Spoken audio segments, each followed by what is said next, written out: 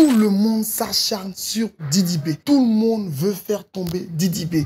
Et depuis longtemps, on l'a toujours comparé à des artistes. À un moment donné, on a dit que Suspect était fort que Didi B. On a même dit que Defty était fort que Didi B. On a même dit que Ramba Junior était plus fort que Didi B. À chaque fois, tout le monde est contre lui. Tout le monde veut le faire tomber. C'est injuste. C'est limite du harcèlement. C'est limite de la persécution. Parce que personne ne veut le soutenir. Personne ne l'encourage ces temps-ci.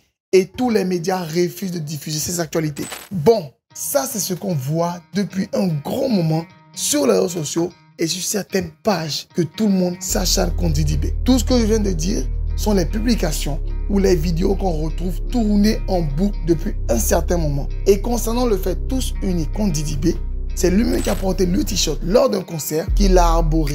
Stop Didi B et tous unis contre Didi B. Mais je vais essayer de vous expliquer les choses, analyser la situation actuelle et essayer de donner des éclaircissements. Donc, avant de continuer, installez-vous, abonnez-vous et n'hésitez pas à mettre vos avis et impressions en commentaire après la vidéo. Je vous le dis toujours, moi je suis ni pour l'un ni pour l'autre. Moi j'analyse les faits et je donne mon avis et mes impressions. Donc, pour ceux qui ne sont pas encore abonnés, abonnez-vous. Partagez la vidéo à tous vos amis qui savent qu'ils sont fans de musique, de rap. Et sur ce, on commence la vidéo maintenant. Donc, il se trouve que depuis un moment, tout le monde dit que tout le monde s'acharne contre Didi B. Que tout le monde veut faire tomber Didi B. Parce que depuis des années, tout le monde veut forcément se comparer à lui.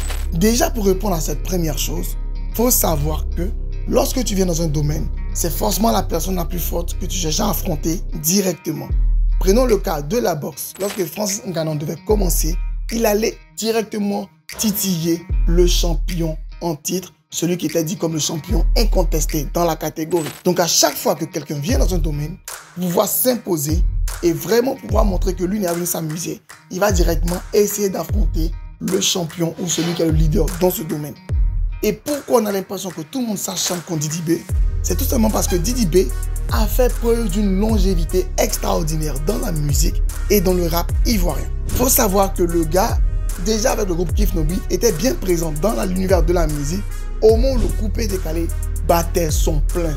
Au moment où on ne pensait même pas qu'un autre style musical pouvait venir concurrencer le coupé décalé. Donc déjà, depuis là, il avait connu déjà ses premiers clashs, ses premières confrontations, donc celle qui est restée célèbre avec Skeleton.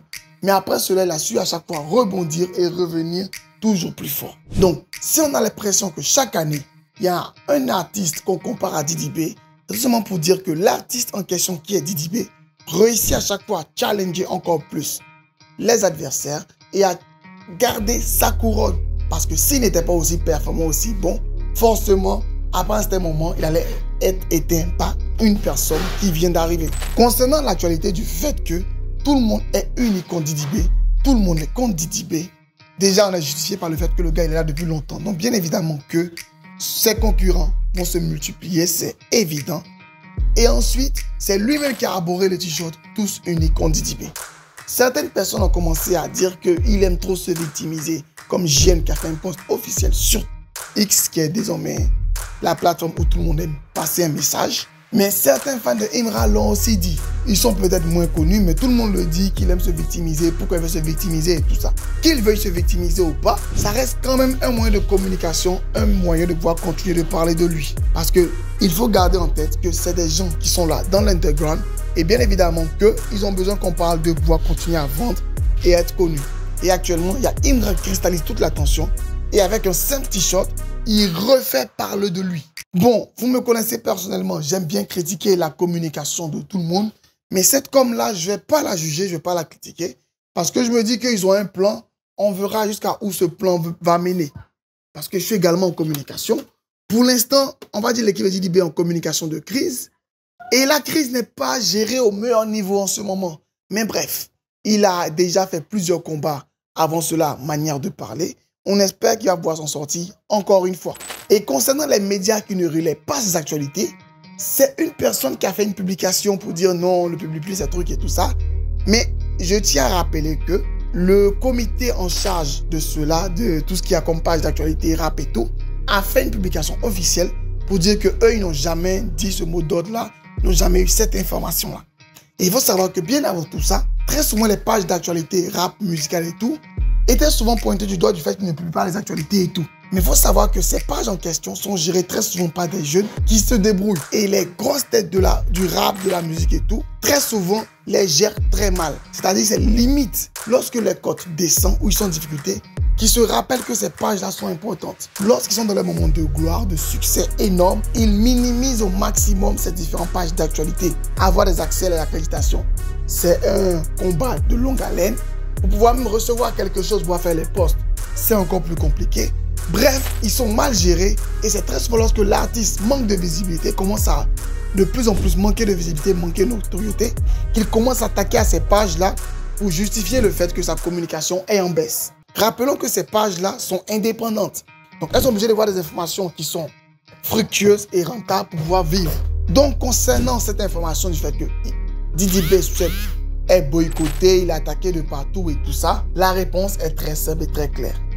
C'est tout simplement que son adversaire actuel a une aura beaucoup plus forte que les adversaires précédents. Et bien évidemment que DidiB, en plus de cela, est forcément un peu essoufflé après tous les différents combats qu'il a déjà menés. Parce que, contrairement aux autres adversaires que DidiB avait eu, il n'y avait pas de véritable adversaire qui l'avait autant poussé dans les cordes. Un adversaire qui vient, qui s'apprête à faire un concert historique en réunissant 30 000 personnes, peut-être même plus.